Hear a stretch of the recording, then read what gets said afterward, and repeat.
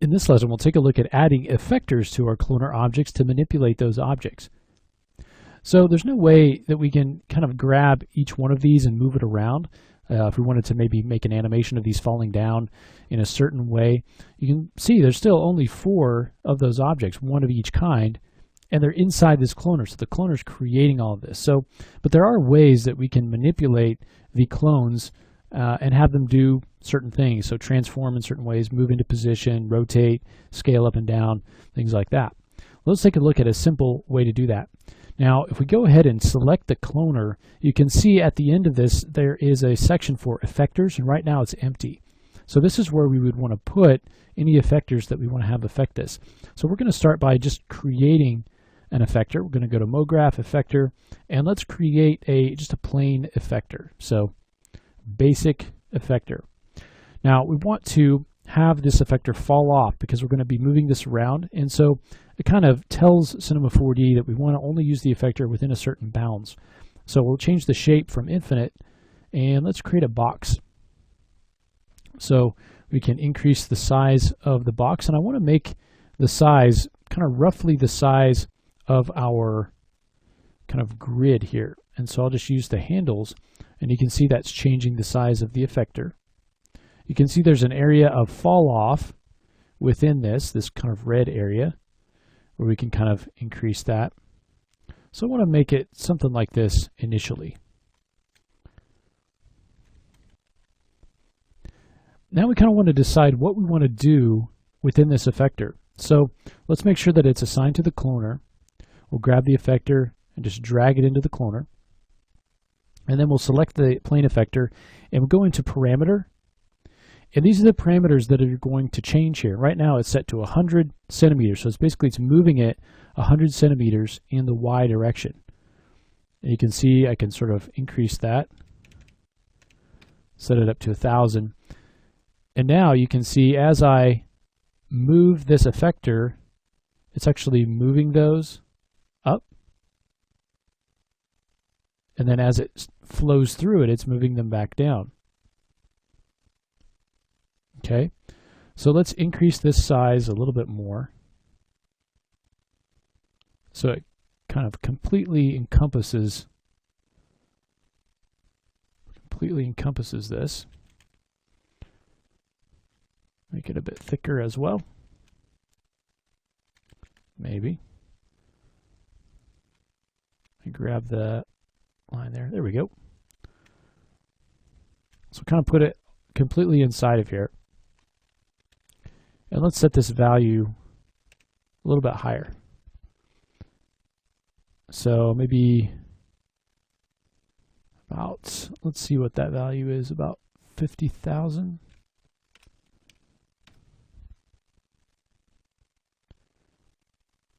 And that's maybe a little bit too much, so let's make that 20,000. So now you can see as I move out of that range, they're moving back down into position. As that covers them, they're moving 20,000 centimeters in the Y. Okay? So hopefully that makes sense. We're taking the plane effector, and so the effect is happening within this box. The effect is we're moving up this many units.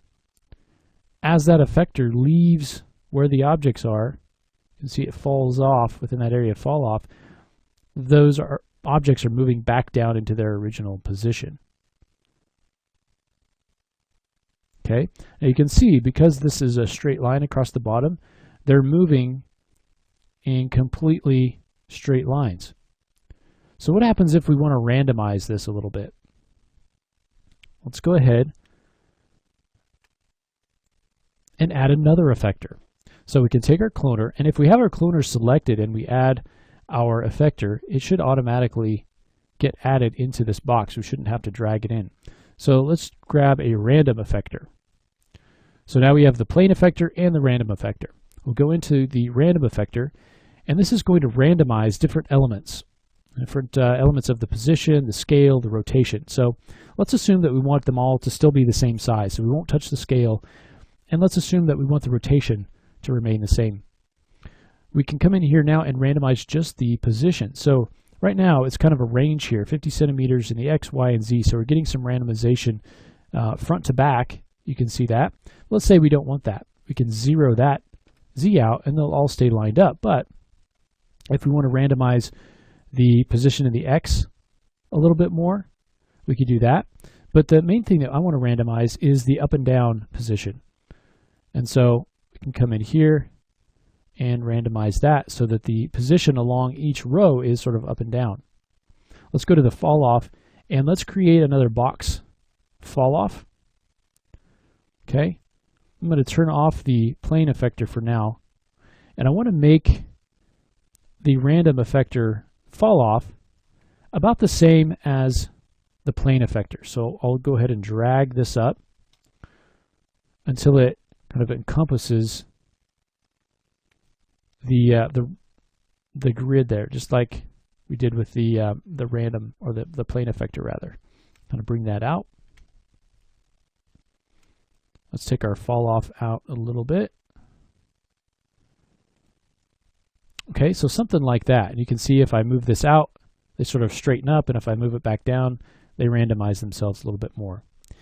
Now I want this to move with our plane effector. So let's select both of them and let's group them. So right click, group objects. And now let's take a look at what happens. So now when I move this up, you can see that the positions hopefully are kind of randomized. If we go into our random effector and go back to the parameter rather, we can kind of increase that so we can see it a little bit more. And so if I grab this and pull it up, but you can see as they settle down, that randomization goes away. So they eventually settle into a straight line. But you can see as they're moving down, they get some nice randomization. Okay, so let's go ahead in the next lesson and set up a quick camera and look at how we can set some keyframes to animate this group that we've created.